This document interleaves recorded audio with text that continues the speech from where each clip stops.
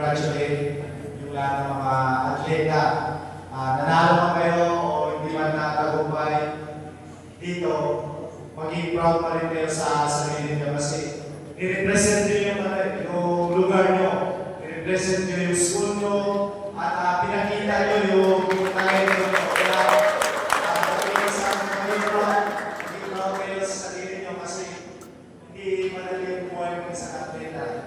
Kaya, kayo, nandito kayo, i-represent yung lugar nyo, maging proud kayo kung saan mo kayo magpunta, maging proud kayo na atleta kayo. And sobrang proud din ako sa inyo na nandito kayo ngayon and nagpapasalamat po tayo sa ating mahal na Senador Paul Bernardino dahil